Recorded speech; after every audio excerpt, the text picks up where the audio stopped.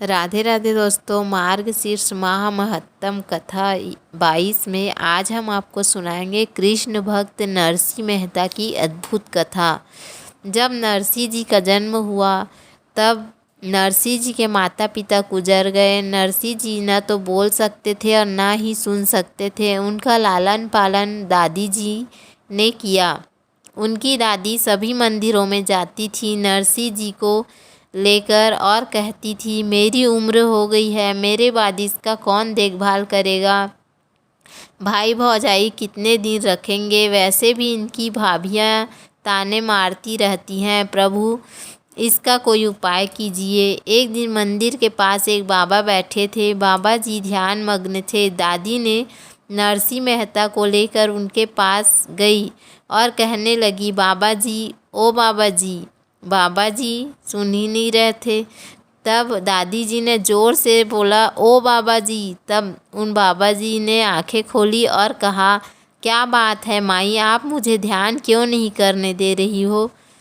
दरअसल वे बाबा जी के रूप में स्वयं शंकर जी थे। तब दादी जी ने बोला, बाबा जी, यह मेरा पोता है, इसे ना तो दिखाई देता है और ना ही सुनाई देता है।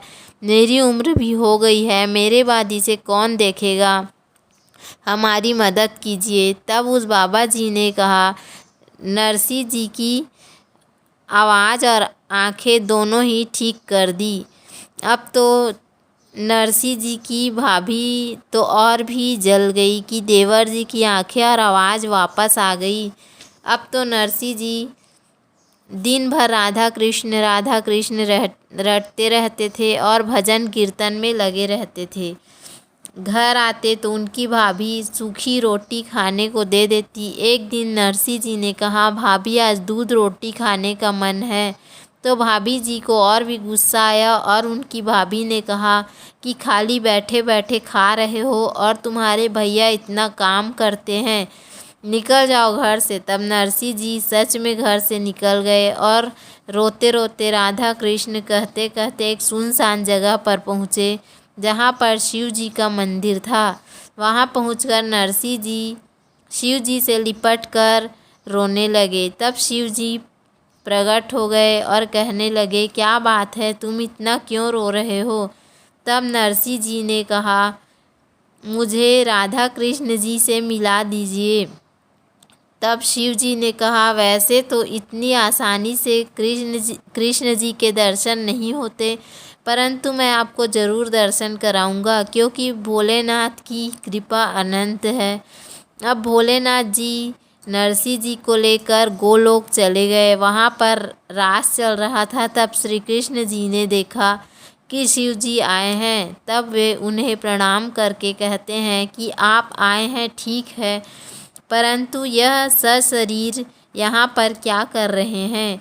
तब शिव जी ने सारी बात बताई और कहा, कृष्ण जी नरसिंह जी को गले से लगाया और उन्हें केदार राग दिया और कहा, जाओ, जब भी तुम इस राग को गाओगे तब मैं तुमको दर्शन दूंगा।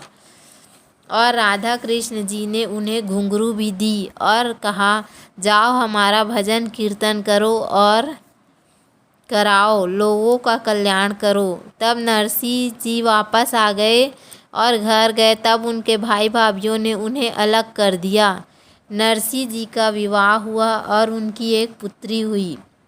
उसका नाम था नानी बाई। वह जब बड़ी हुई तो उसका विवाह अंजार नगर में एक बड़े घर में हुआ। अब नानी बाई की भी बेटी हुई और बड़ी होने पर उसका भी विवाह तय हुआ। तब मायरा की चिट्ठी और बेटी की सास देवर सास की सास ने लिखा, 1.25 मन सोना 1.25 मन चांदी लेकर आना है। नरसिंह जी ने वो चिट्ठी कृष्ण जी के चरणों में रख दिया और कहा, आप जानो और आपका काम जाने। और राधे कृष्ण का जाप करने लगे। अब नरसिंह जी को सोचने लगे कि एक ही बेटी है, जाना तो पड़ेगा। अब वे तैयारी में जुट गए। भाइयों से बैलगाड़ी मांगी तो भाइयों ने मना कर दिया। पड़ोसी ने कहा कि केवल एक चक्का है वह ले जाओ। दूसरे पड़ोसी ने कहा गाड़ी है लेकिन चक्का नहीं है, इसे ले जाओ। किसी ने बैल दे दिया और वो भी बैल एकदम बूढ़े। अब गाड़ी जैसे तैसे तैयार हो गई। अब तो गाड़ी में सामान क्या भरते, उनके पास तो कुछ था ही नहीं। तो उन्होंने गाड़ी में भरा गोपी चंदन, तुम्बा और तुम्बी, और उनके साथ 8-10 सूरदास रहते थे, वो भी गाड़ी में बैठ गए। जैसे नरसी जी की गाड़ी जंगल में पहुंची तो थोड़ी ढलान थी, तो बैल दौड़े और बूढ़े थे तो दौड़ नहीं पाए। सारी गाड़ी गिर गई और टूट गई, बैल भी भाग गए। अब नरसी जी भगवान को पुकारने लगे। अब श्री कृष्ण जी नींद से जागे।